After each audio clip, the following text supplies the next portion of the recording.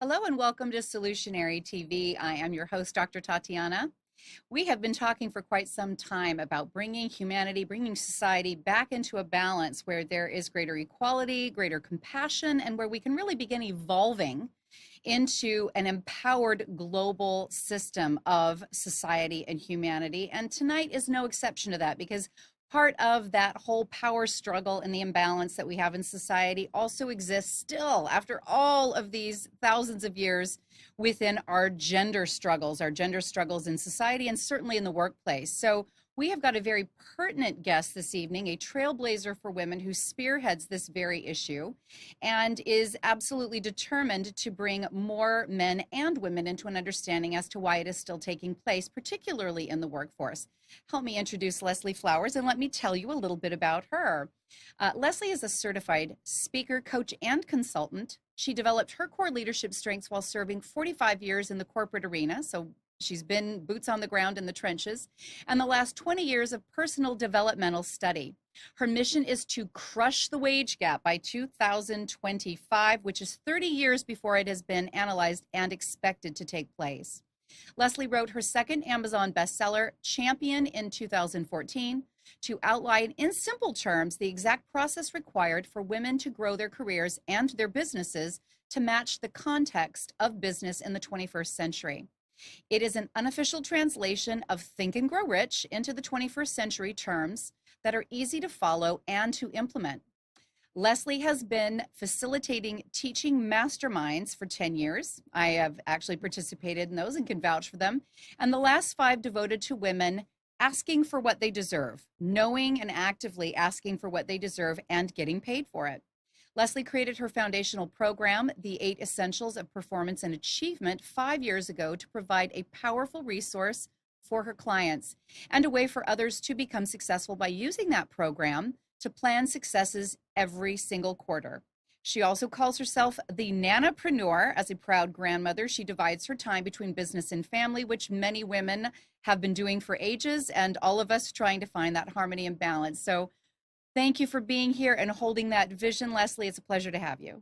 Oh, thanks, Tatiana. I am thrilled to be here. I appreciate your having me. And yes, that is my mission. Every day, when I'm not being a nanopreneur or Uber nano driver, I am working one-on-one, day in and day out, for women to actually gain the value within themselves so that they can ask for what they deserve and be paid for what they deserve and for which they're capable. Well, and we know that that should make perfect sense. We have societies throughout the world that have been matriarchal societies that are still functioning that way. We know that Iceland in particular is not necessarily a matriarchal society, but it's a really harmonized balance of women in politics, women in corporate business. During the 2007-2008, financial crisis, they held those bankers accountable. People went to prison and they did not collapse as a financial structure, whereas the rest of the world was wrought with a lot of cyclical issues that spun out of that. And so we know that having the wisdom and also the compassion and I would have to say some of the negotiation skills that women have a tendency to have is really important. Why are we still dealing with this as an issue right now? And actually, just to the point, we'll go to the minutia of it because we know that it has to do with the power struggles within individuals.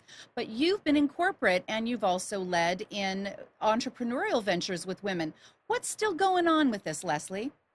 So is your question, why are we still not earning what we ought to be earning? Is it that simple? Well, let's go ahead and take it to the minutia, yes, and we can back out from there, but that's definitely a point that we need to get to.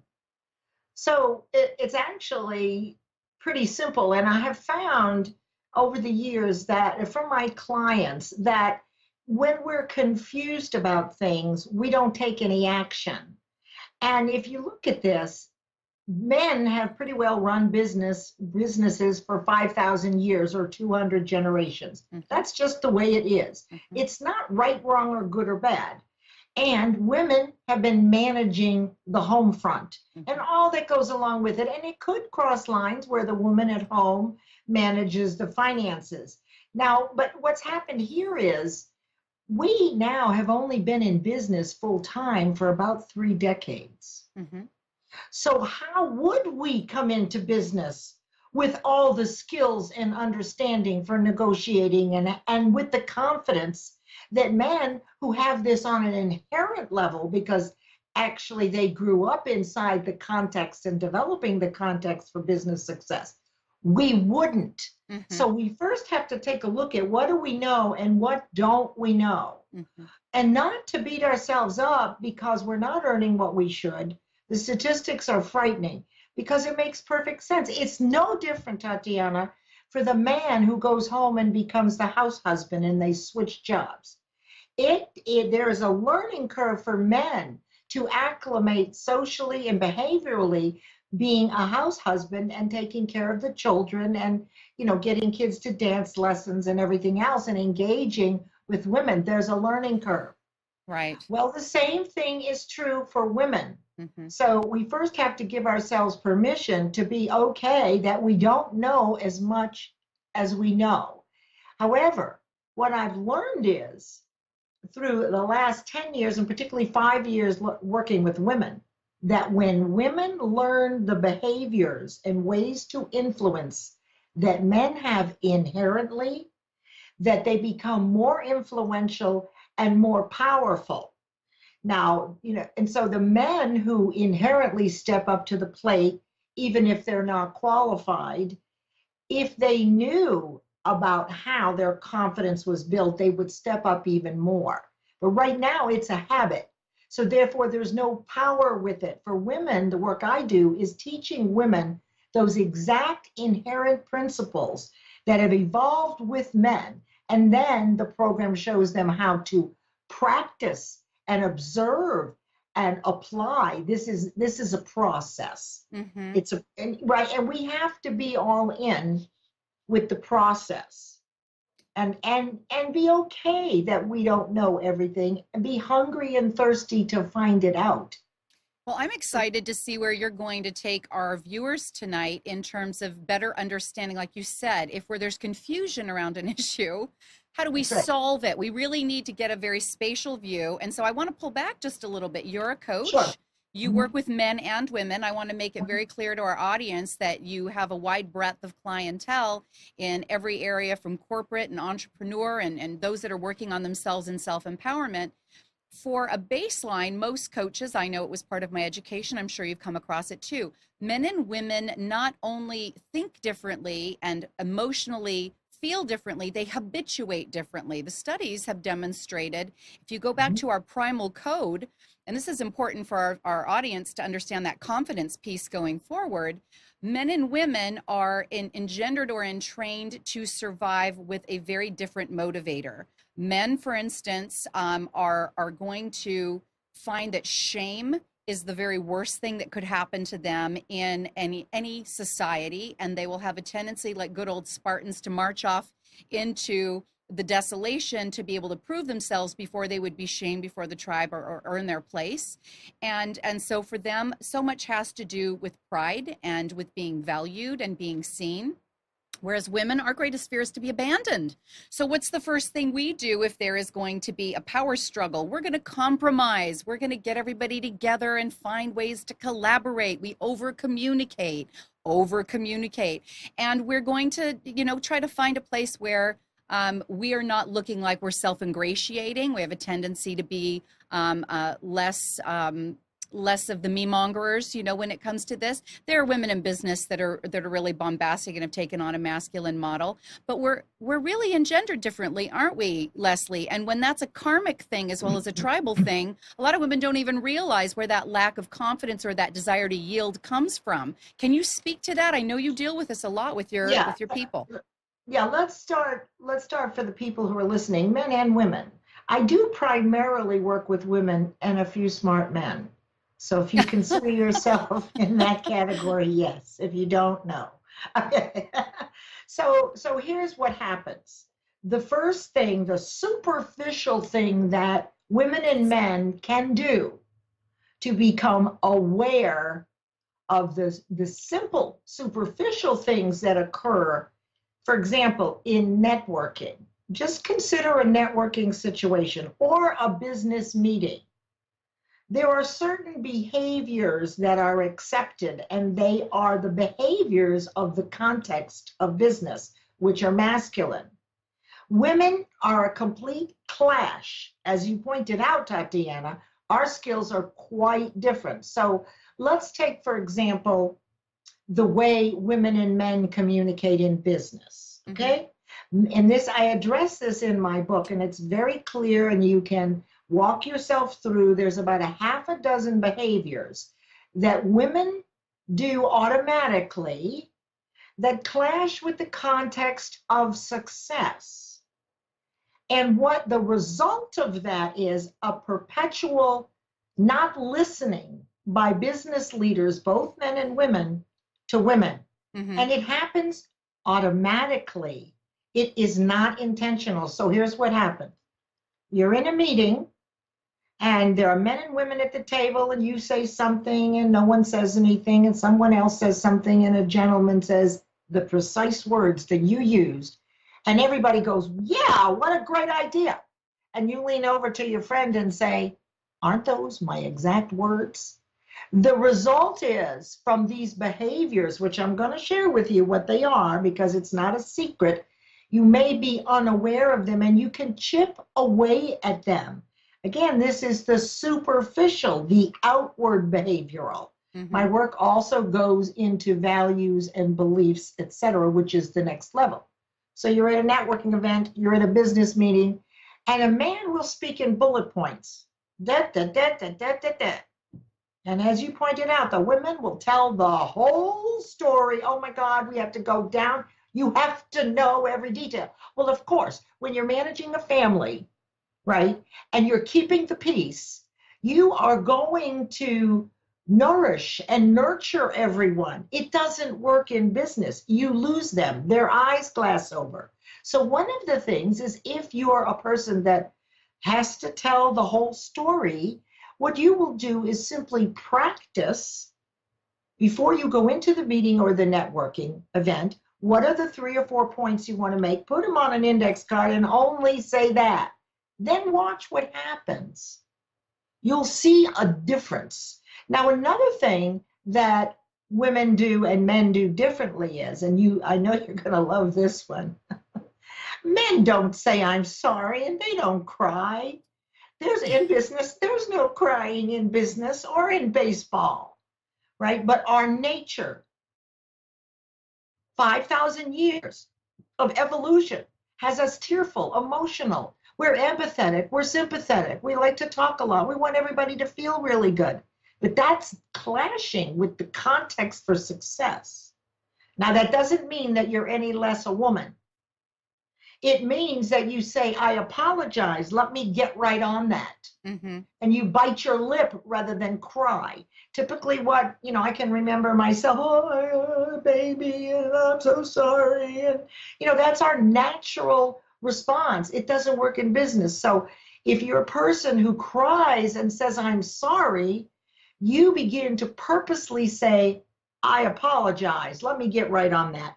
Also, the word sorry has a big trigger. It is demotivating, isn't it? Especially in the South. Sorriness is about as low as you can go. It's referred to in the Southeast of the United States as lack of worth. And it's a trigger. So when people hear sorry, depending on where they're from, they're going to relate it to their perception of sorry, and it's low. So if you say, I apologize, there's no trigger. So there's two things. One is speaking and telling the whole story. The other is not crying and saying you're sorry ever, right? You don't have to say you're sorry, but it's a habit. It Leslie, is let's a, touch on that because I like to wax metaphysical whenever it's appropriate, and let's talk about okay. what's actually happening there.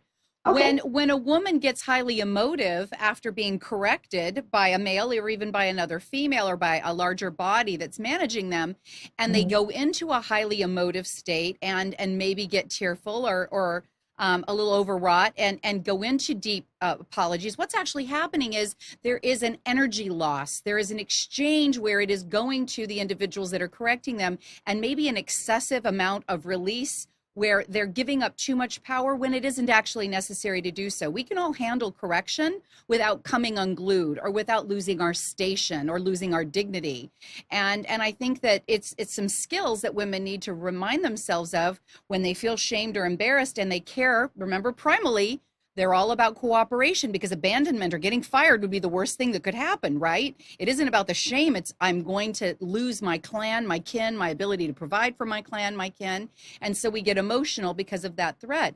But if we recognize I made a mistake, I'm regretful I made a mistake, and I can see that I made a mistake, but that doesn't mean I owe these people so much of my energy in the exchange. Would you agree?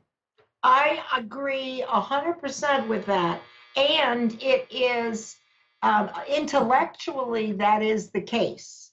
However, emotionally, in order to check that trigger or reptilian emotion, you are not going to be in an intellectual or objective, right, or responsive state. You are now in the lowest level of awareness where you are subjective and reactive. Sure. So, what I found is that you're absolutely 100% correct. The way to actually modify your behavior so you start seeing a change in how people are relating to you because your energy level is not depleted then is through first observation. Go and watch someone else do one of these things and observe for yourself for social proof that people stop listening and that the energy becomes depleted. Then you practice it yourself and you watch. So you're explaining energetically what is happening. I'm kind of at the place where they don't get that intellectually as we do. They are in the throes of tears and upset. And at that point, there's nothing else to do. So, how is it that we actually modify the behavior without breaking down? And we learn through repetition. It's the mother of all laws. Repetition is learning. And so, we have to continue to practice this in spaced intervals over time. We have to see it. Even when we know it works, we still forget. Mm-hmm. Right. So even though we've seen social proof and we have perfect faith and we get how it works and we acknowledge this is who we are and we need to work on it, we still get upset. Mm-hmm. So that's a few of them. The other one is our physical demeanor. Now, depending on your industry, it's always smart to dress to match the context that you're stepping into. Very rarely do men wear low cut blouses, lots of jewelry. They don't put on lipstick and they don't wiggle and jiggle and they stand a certain way. Now, I'm not saying that women shouldn't be feminine, but if there are a half a dozen behavioral attributes that are having people not listen to you, you can modify that by wearing something a little less flamboyant when you're in a business meeting. It doesn't mean you're any less feminine. You really want to become a chameleon. Now, this is the animal that takes on the color of whatever its backdrop is. And certainly for women, as you get into this and you start to discover this outward part that you can control very easily by first being aware of it and second, practicing the one that you're having the most trouble on, right? We want to mirror or mimic what is so. Mm-hmm. What is so, it does has nothing to do with being a woman or a man, is like mirroring the context, right? And then your own personality and your own self-expression will come through. If you don't do it, people continue not to listen to you. And Mm-hmm. if they don't hear you, businesses, it's a huge mistake. Because if you have both men and women at the table, it affects the top and bottom line.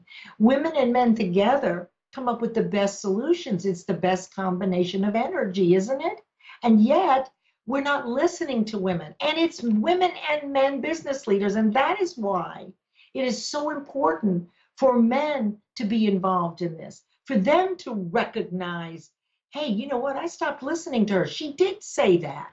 Mm-hmm. Well, I noticed that I didn't acknowledge that, but when Joe Blow over here said the exact same words, I was all about it. Mm-hmm. What happened?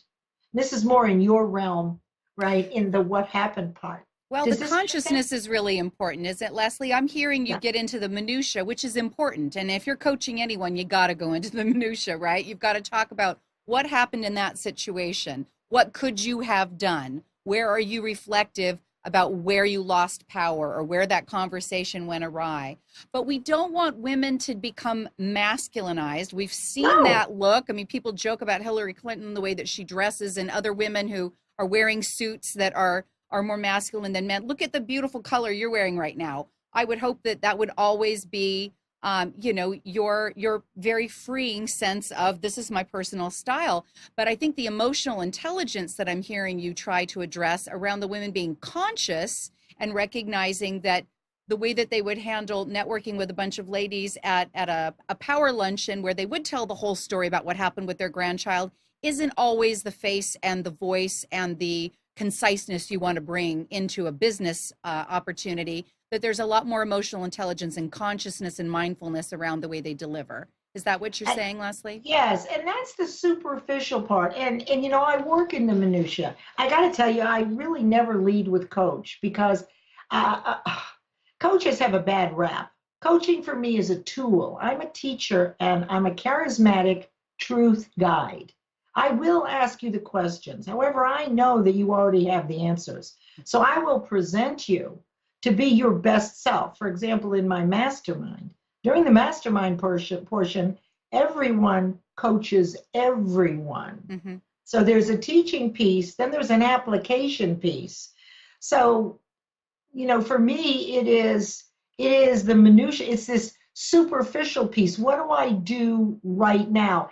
And the reason I brought up coaching is because honestly, people have been hanging out the shingle. I'm a coach, and there's a real bad rap out there. And my feeling about coaching is it's a powerful tool, right? It is a tool that I use and I teach my clients, but they aren't bona fide coaches. Mm-hmm. So I will actually I will guide you, right, into where I believe you will best find your greatness. So I know we got a little bit off track there. I'm not an average coach. I use it. That's what I would say. I use that skill along with a lot of other skills. And you and I both know that I've studied quantum physics, metaphysics, not to the extent you have. I've studied religions all over the world, Krishna consciousness, all sorts of spiritual, and I'm an expert in the principles of success in Think and Grow Rich and universal law. So I wrap it all up in a pretty bow. And my unique ability, Tatiana, and you can attest if this is true or not, is the ability to share complex concepts in a very simple way in bite-sized nuggets so that you can immediately take action. So there is no confusion. What did she mean? What did she mean? Mm-hmm. I can rephrase, I can reframe, and I can do it being context competent with any group. I could do it with plumbers, and I could do it with real estate people, and I can do it with women or men. It's all the same. The training is all the same. The principles are all the same. The trick is to be able to present it in a way that it's gotten, and a person says, I got it, I can do that. Right. Would you Well, agree? and I think that, oh, well, there's no question that that is your goal and that's your passion and that's how you deliver.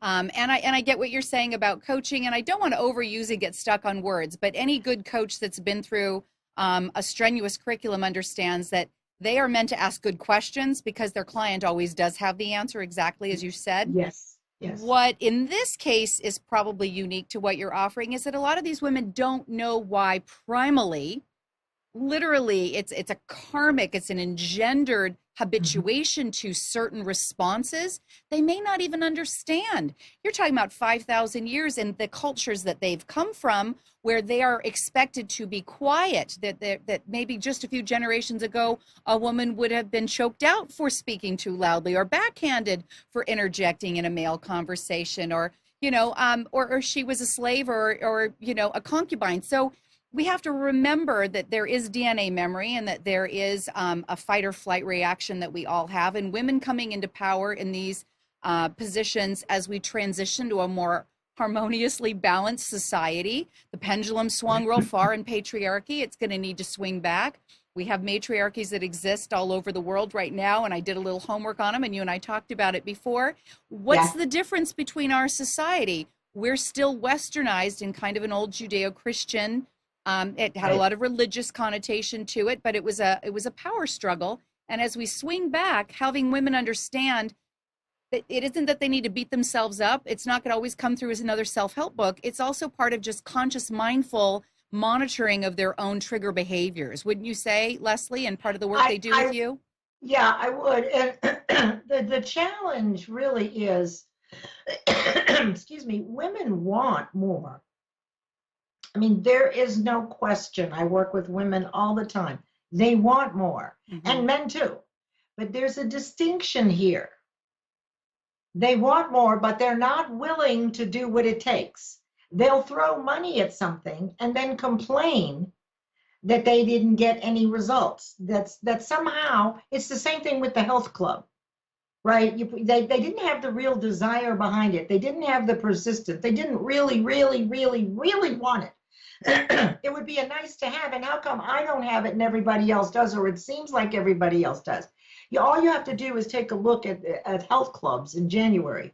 When you're tapping your foot, you can't get on a machine and everybody's wild about the health club. February, you go in and there's plenty of machines and there's people on either side of you that you can talk to.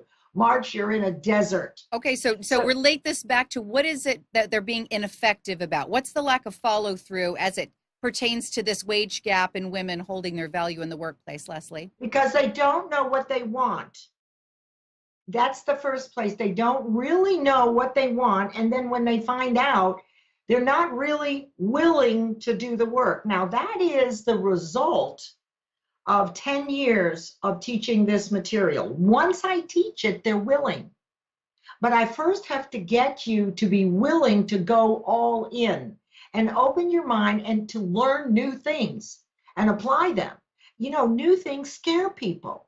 So the reality is only about 3 out of 100 ever reach awareness. And I wanted to ask you, do you think it's necessary for women to understand it karmically first, or at all? Or should they go into the actual modification of their behavior, which I'm suggesting, which works very nicely, pretty quickly, where you start to see a result, or both? Because some of the women, I don't know, that really want to know. They just really want to get that. But I don't know. I want to hear what you think about that. Well, as someone who takes a holistic worldview, I would say as within, so without, as above, so below. How do we understand how to externalize if we don't understand what motivates us unconsciously? So yes, unquestionably, help women to understand it's habituated, it's in the bloodstream, it's in the cellular memory and intelligence. We're afraid that we're going to stir the boat and we're going to further experience levels of abandonment. And we're hardwired this way. We're mammalian. And so if you get that, you cut yourself some slack. You can laugh a little bit about, boy, I really, really crapped the bed on that last business call. I all I needed to do was be quiet more and nobody would have known, that I was less prepared. Sometimes we throw ourselves under the bus as women and we're overly honest because we're used to communicating and we over communicate when we need to under communicate. Well, we wouldn't beat ourselves up so badly if we understood in a better context what's motivating some of that behavior. So your skills and your tools, married with greater spatial understanding, I think, is the best marriage possible. So I want to share something with you that I've noticed with women and women's groups, to your point about how we throw ourselves under the bus. And I cover this in my book, and I've studied this for a long time. It's happened to me, and it's happened to most women I know. So because we have only been in business 30 years, bona fide, Right. right? And I couple that really with the divorce rate and a lot of other things, which is a different conversation. Right. Because we've only been in business that long, we only have a certain amount of information. And here's what we do when we get together with other women. Mm-hmm. So we decide that we're going to go from corporate and we're going to become an entrepreneur, or we're going to take on multiple streams of income, or we're going to stay in corporate and we're also going to, start an entrepreneurial venture. This is smart, by the way, because in today's society, having multiple streams of income is a very smart way to go. There's less worry, okay, because you have income coming from different places. So you find a women's group that you like very much, and you meet the women and you invest your money, and you have your one-on-ones, and you go to the meetings about a half a day killed every week, or I shouldn't say killed, invested every week. And things are going along nicely. Maybe you get a referral, and then in the meeting you hear someone say, boy, that woman's got a fat butt, and they're referring to you. Does this And happen so still? oh my, huh? Does this Yeah. still happen? So then you go, well, this isn't the group for me. So any momentum you have drops. Now you're going to go out and find another women's group. Oh, there's one. There's such nice people. I love those women. You invest your money and your time, and you have your one-on-ones, and the time goes by, and maybe you'll get a referral, and oh my God, 6 months, you might even get a client. Then they tell your best friend that she has a fat ass. So then you go, well, this isn't the group for me. And all that momentum drops. Now, here's what's happening. Okay, this is the fun. Oops, sorry, I almost hit the camera here, right? Yeah, you're Okay. disappearing on us, Leslie. Bring it back. I know. I'm just very excited. I love this story because it's fun. So men over 200 generations, they sort of have three ways that they kick around ideas: business, their men's groups where it's kind of a quasi mastermind, and then there's belly up to the bar BS. Right. You missed the golfers entirely. Where did they go? Which category? Men's groups get in the middle. But anyway, there's a three. Okay. Women only have one. So we've come into business collapsing together the belly up to the bar BS, narky, snarky stuff with business. And once I share this with them, they separate it, but they're unaware. Sure. And it only takes one person in a woman's group to deflate that. Now, let me tell you about confidence, because you brought that up. I have figured out what builds confidence, and it works. Okay, let's hear it. Every time. Want to know? We're ready. All right. Confidence is a muscle that grows in direct proportion to its use.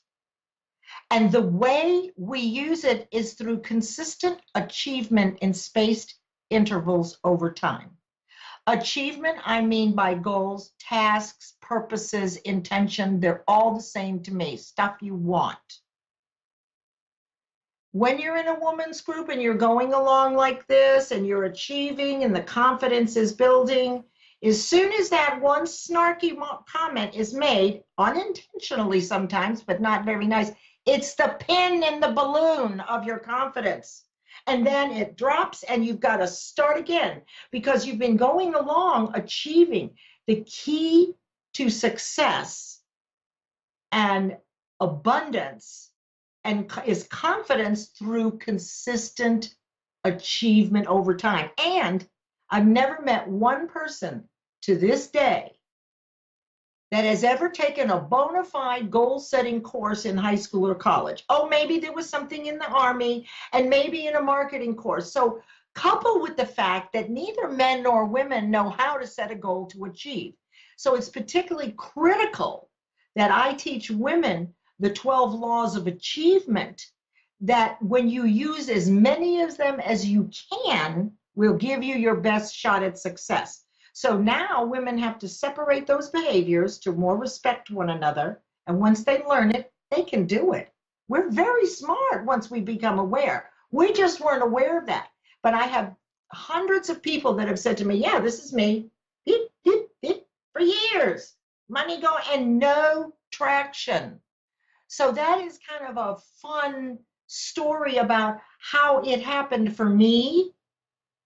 And on this journey was to realize that the people that are making the snarky comments, well, of course, they don't have a lot of confidence themselves, but it's not really about judging them. They're unaware of another way to be. And as soon as a woman becomes aware of a new way to be that gives them better results and feels good energetically, right? And they're riding high, they'll do it. So our work is to make them aware of their infinite potential, isn't it? Really? Well, I think there's no question that their potential is infinite based on application. But what you're really also speaking to is some of the consciousness and mindfulness that's going on in some of these big, particular Silicon Valley corporations, where there's meditation and there is group practices around nonviolent communication skills and Gestalt therapy, because we can't bring all of ourselves, all of our story, all of our insecurities, all of our troubles to every single encounter with every individual we have, whether you're sitting at your kid's, soccer game, or you're talking to your neighbor at the mailbox, or you're in the middle of, a high level Fortune 100 company board meeting. We have to also mitigate and balance and titrate exactly how much of us shows up. So it sounds to me like you are discovering with some of these females in particular that you work with is that they bring too much of themselves to a professional encounter and end up feeling that they have maybe had an energy or a power loss, or that they were misinterpreted, or that they were unconscious of how people perceive them, and then they didn't have thick enough skin when something slipped out.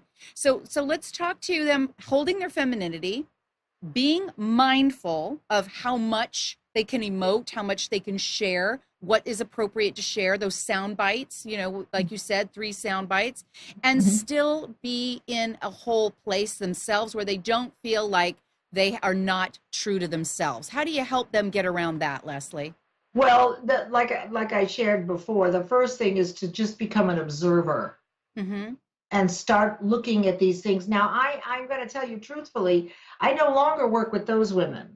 So my first 5 years was with the woman who didn't know and who was reluctant and unaware and was just really discovering everything. And I want to share this with the people that are listening, because those people might be there. Now, I am fortunate enough in the last 5 years to begin to work with women that are willing to do what it takes. They're willing to step through their fear. They trust me. The work that I'm teaching actually is universal. I didn't start it. It's been around for years. I mean, Napoleon Hill 100 years ago actually became the 20th century's best reporter. He was not a success expert. He went out and reported on what successful people did. And the unique thing about that book is that it's 5,000 years of consolidation of business principles. Right. And then the 12 laws of achievement that I've derived not only come from that, but Wallace Wattles' work and my own work and all sorts of things that I've done over the last 10 years. And I've been using it to prove that women, once they learn and they're willing, they will catapult their business. So what they can do, first of all, is become aware, right? And just listen to the things I've said and go get social proof. Then they want to practice, right? They want to practice changing one thing. It doesn't even have to be the worst thing. Let's say that you're a hugger. We didn't bring that up, but in a male-dominated business world, do not run up and hug men, right? You shake hands. Now, if you're all women, I have no issue with that. But if you wiggle and jiggle and you have lots of jewelry and you have big cleavage and you're crossing your legs and putting lipstick on at the same time, crying, saying you're sorry and telling the whole story, people aren't listening to you in business, right? And all of it is understandable. As Tatiana said, all of those skills are important. Well, maybe not the cleavage part, but Oh, anyway, wait a minute, all of, though, that we got to respond to the archetypes, because there are 4 key archetypes according to Carolyn Mace, and one of them is the prostitute. And what women learned on their way back in before too much Gloria Steinem was, if you wanted to get into business, you had to catch attention and you had to work with your inner gypsy or your inner Jezebel, and it would get you rather far. So women are slowly backing that off, aren't they, Leslie, and recognizing that sends the wrong message. I still want to be beautiful. I want to be lovely. I want to be elegant, but I don't want to be distracting if I'm really trying to grow my career. Would you say that that is yes, a and it's direction? not, it's more than that. It's that people aren't hearing you. Yeah, I'm telling you, I've watched the eyes glaze over. If you don't modify these behaviors, then you're just going to continue doing the same thing. And your ideas are perfect. They're important. Your message is unique. Think about this. There are people out there that are waiting to hear what you have to say, and they can only hear it from you. And so it's darn selfish not to get your confidence, not to grow in awareness of your infinite potential, not to go out and test these things for yourself. And men, be watching. And to change the subject a second, I got to tell you about these men, these few smart men. So I see them in between men and women in this kind of nebulous lost cloud. So they're not part of the men compartmentalized rock eyes that still exist out there. And they're absolutely not a woman either. They're lost. They're gravitatory. They see the advantage of intuition and developing your intuition. They see it. So they now are stuck, or they can't be still, but they are stuck in between the old men, the old guard, which they don't want to go back to, and the women that they're gravitating toward and don't exactly know how to be embraced. So think about those men.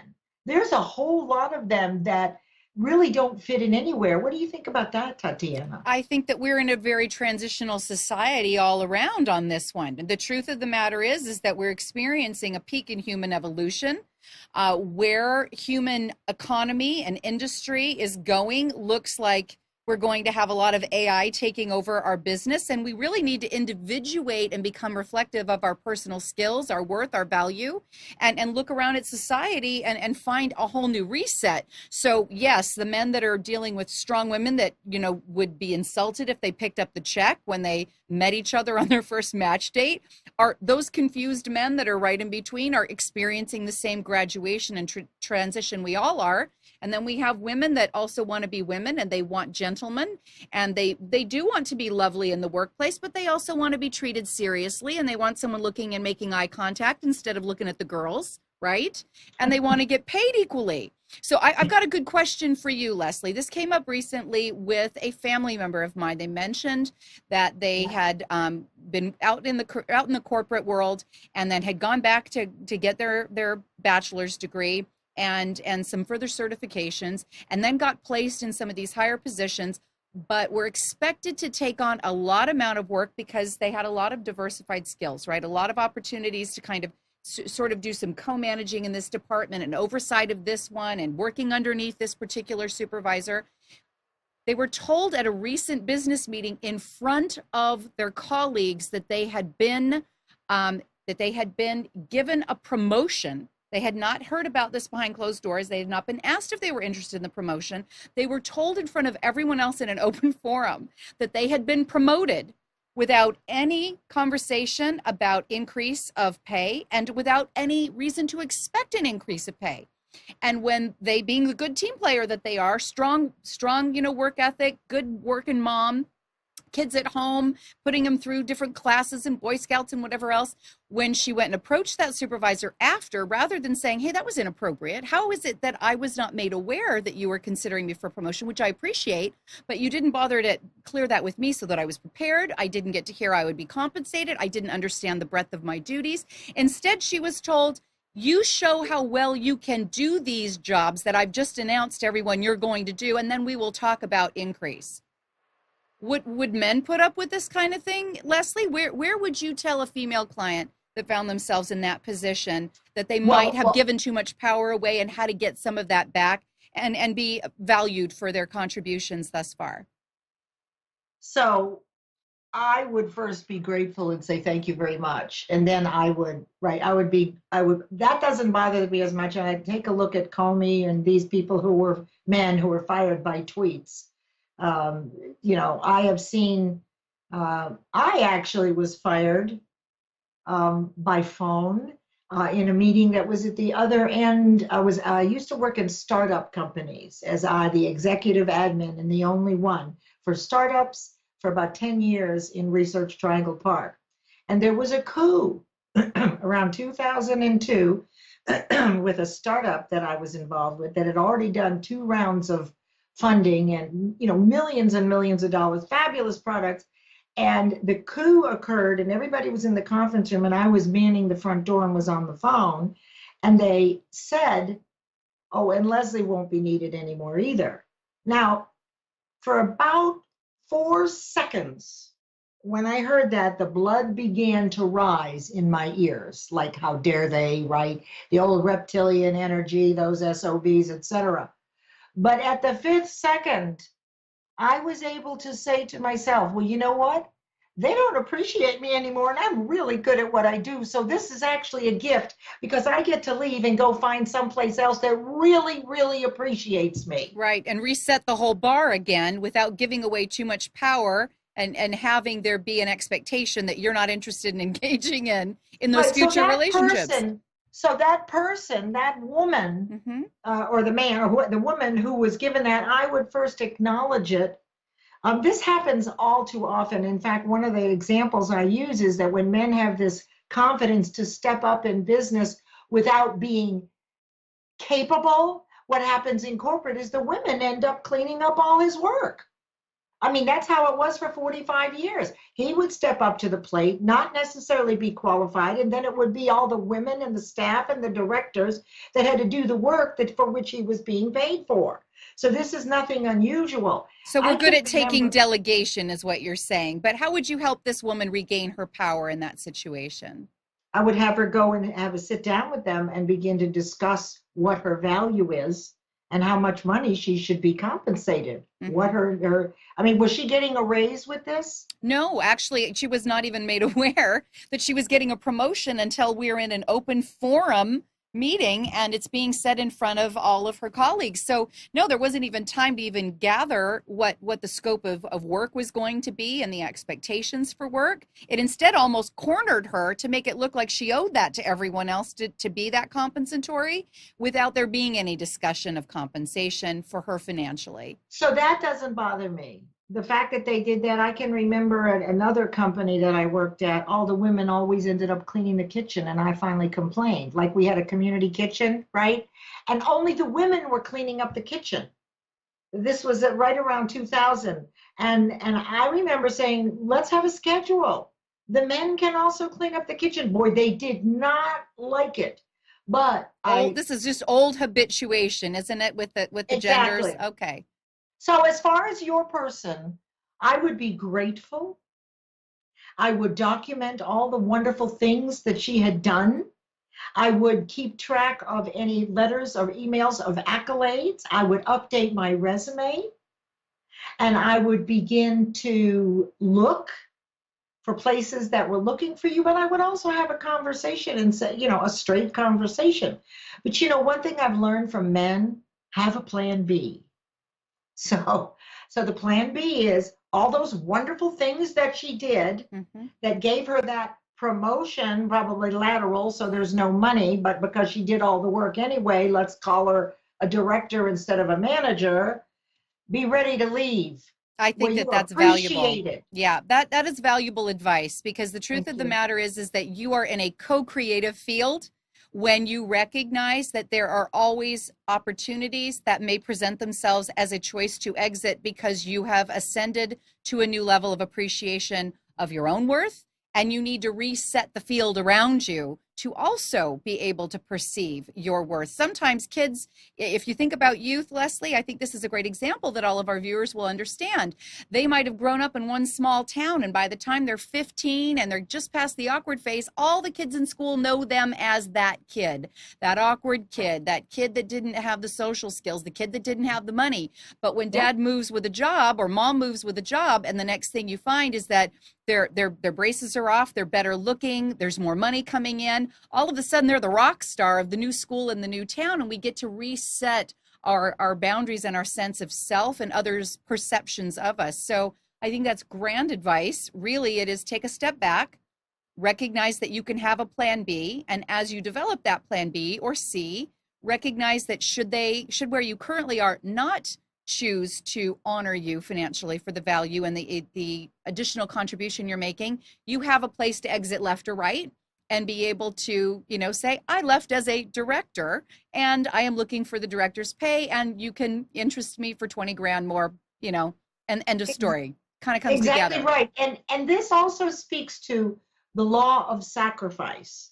So I bring in universal laws and principles whenever I can. So this is the law of sacrifice, which is giving up something of lesser value to make room for something of greater value. It could be that that is something of lesser value, and the new opportunity will not come until you make space for it.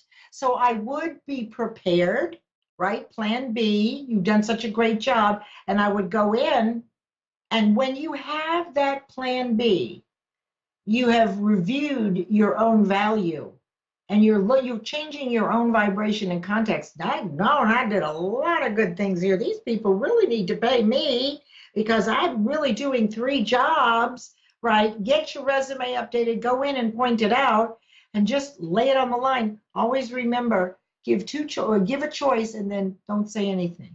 Mm-hmm. Tell them you want X money, and then zip it. The next person who speaks loses, which if you let them speak, you win.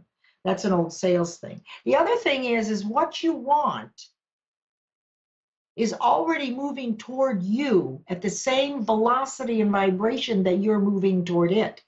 So as soon as this person that you're speaking of gets her head together and starts calculating, boy, I'm really good at a lot more things. My resume now looks tighter. It's more valuable. I've got results from the work that I did, because that's what they want to see. They want to see the results in a resume. That will help inflate or raise your vibration, because you have a backup plan. There's kind of a safety net there for you. Mm-hmm. So when you go in to have the conversation, you're not going to lose everything. In fact, it may turn into a gift, just like it did for me. As soon as that 4th second, on that 5th second, I realized I'm out of here. Boy, this is great. These people don't want me anymore. Fine. I know there's someone else. And besides, I've been here a while anyway. I'm ready for something new. I like it. Way to turn that very severe sour lemon into any kind of lemon dessert you could fantasize about at that moment. Because whenever there is an empty space created, Leslie, isn't it true that there is an opportunity to fill it with many other lovely things, or with one that is a much better fit for the level of growth that we are personally finding ourselves at? And I want to circle back around about these matriarchal societies, because interestingly, I'm going to try to pronounce these really quick, and just indulge me. The Masuo tribe is in Tibet. The Minangkabau is in West Sumatra, Indonesia. Just so our audience understands where these matriarchal tribes are still functioning alive and well outside of westernized society. The Akan tribe is near Ghana. It's the Ghanese people. Bri is actually near Costa Rica. Interesting. I was just there. The Garo tribe is in a North Indian state and close to the Tibeto-Burman borders. And then we've got the Negovizi. Gosh, I'm butchering this. I hope everybody's got a good sense of humor tonight. But they're in New Guinea. What is different about these tribes, where the women own the land, they manage the money, they run the tribal councils, they pass their wisdom and their power down to their daughters. They are considered, the true parent, because we know where that child came from. We don't always know in a patriarchal society. That's why we give kids names, but as short of a DNA test, you don't always know. What's different about them? They believed their value. They never lost their sense of value. They understood the intrinsic benefits that are more aligned with the difference between the feminine and the masculine gifts, assets, attributes. Women have a tendency to be better negotiators, better communicators, because it's inherent in our survival skills. And we sometimes will see a spatial view rather than how can I forward myself? How do I win in this? Because I'm ultimately looking out for me in the game. And so I don't mean this to be in any way, diminutive of men. I'm just recognizing in a patriarchal society, we've had this business model. We have also had this political, we've had this military type of society. There's a whole lot of, guns first and short tempers. As we balance this, we kind of bring it back into everyone seeing where their value is so that we work together. And I think bring some restoration. So I want to drive people to your closing statements and where to find your work, Leslie, because I know that ultimately you really want to see this come to a place where it isn't a power struggle. It simply is everybody showing up in their best self. Well, thank you. Yeah, it is, because I really believe that it is the collaboration of men and women, the best that we both have to offer that will make us the greatest success we can be, that will have companies improve their top and bottom line, that will have people living in abundance, wealth, health, and happiness, and being in energetic harmony with the universe, feeling good as much as possible. So my work is taught in a high performance mastermind, which runs all year and opens at the quarter for new people. You can find information on that at Leslie, LESLIE-flowers.com. And you look on Mastermind Program and reach out to me. We start next Tuesday and it runs through the end of the year. Those are the 8 essentials of performance and achievement. Now, I have a women's group on Facebook called One Woman's Voice, and that's all thought leaders. So if you're a woman thought leader and you'd love to get into this conversation, I invite you to friend me on Facebook and find my group, One Woman's Voice. And also you'll find me on Facebook at Leslie Flowers, Trailblazer for Women in Business. And that's about it. I would love to hear from anybody who wants more information. Head up to my site, take a look around, connect with me. I do have a couple of openings for next week, and I speak in the Research Triangle area and do workshops, and I give back. Once a month, I'm teaching at the Women's Resource Center of Alamance County because I believe in karma. And I'm loading up my bank account every month. You're getting another rung in that professional halo, aren't you, Leslie? Oh, I hadn't thought of it that way, but it sounds lovely. Well, I always like to wax poetic. It makes it a little bit more colorful, and it's always much more fun when I look back at these recordings and go, yeah, I don't want to keep saying the same thing. The truth of the matter is we really want to draw attention to our strengths and our offerings, Leslie, and I appreciate you doing so. I even want to refer our viewers to your book. It was her second Amazon bestseller, Champion, so take a look at Leslie's book too. But if we aren't bringing, thank you, there you go. I just happen to have one. Oh, there we go, better. If we aren't seeing that where our milestones that became triumphs are having a direct benefit in society and our realms of influence, it's a short-lived it's a short-lived ride. It's a short-lived trip. So I recognize that, again, the goal is always to be seeing that the gift that we give ourselves in empowerment, in understanding what our value is, in demonstrating our value, and in seeing how that betters our life and those that we care for, those around us, inspires others. It is far more profound when we see that it is demonstrating exponentially, when it's part of the macrocosm, not just part of the microcosm. And you're desperate to say something, Leslie. Bring it. Oh, I forgot to tell everybody. Okay, so if you're a person who could speak to awakening your infinite potential, I have got a telesummit online for you to grow your list and reduce the cost of client acquisition. I'm accepting interviews right now for Accelerate Experience 2018. It's an October event, 3rd year in a row. And this year we're doing a telesummit on that subject. What does it mean, awakening your infinite potential? Reach out to me on Facebook or Leslie at pathsofchange.com. If you're interested, I'm accepting applications right now for that telesummit, and it's going to rock. Okay. Well, I have no Thank doubt you. it's going to rock. Has anyone seen anyone this enthusiastic as Leslie on this topic? I can vouch for Leslie that she is passionate, but she is equally purposeful and she means what she's talking about. And so just bringing this full circle, what are we looking to do with Solutionary TV? We have the solutions. We've got to stop behaving from a habituated and cyclical place that is the definition of insanity. Albert Einstein understands that particle entanglement is that we are all connected.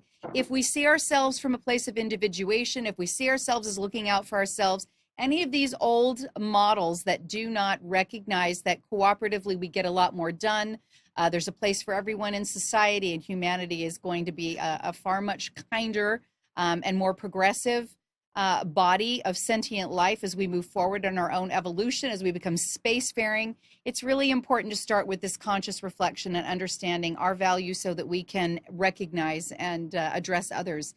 Please consider, because we want to keep bringing you Solutionary TV, take a look at being a patron or a sponsor. Go to solutionarytv.com. Take a look at some of the books that are there that I have authored, that my wonderful guests have authored, because every time we upload our site, we have got more content for you from each of our guests, all of their events, their speaking opportunities, their conferences. And remember that with all that we do, we are the solution. And I'm not going to cut there. I'm going to thank Leslie for being here. Leslie, thank you for being part of that. And again, thank you for being with us tonight. You're a wonderful audience. You are the solution.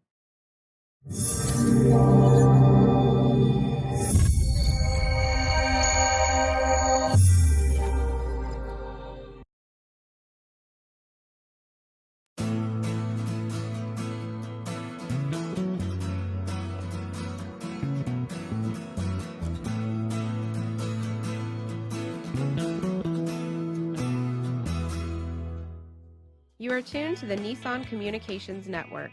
If you tuned in too late, you can always watch each program in its entirety or download an MP3 audio file of it in the archives section at nissancommunications.com. Don't forget to subscribe to our YouTube channel, follow us on Twitter, and like us on Facebook. Sponsored by Telestream's Wirecast software, StreamingGear.com, Carolina Apparel, and DeltaForce.net.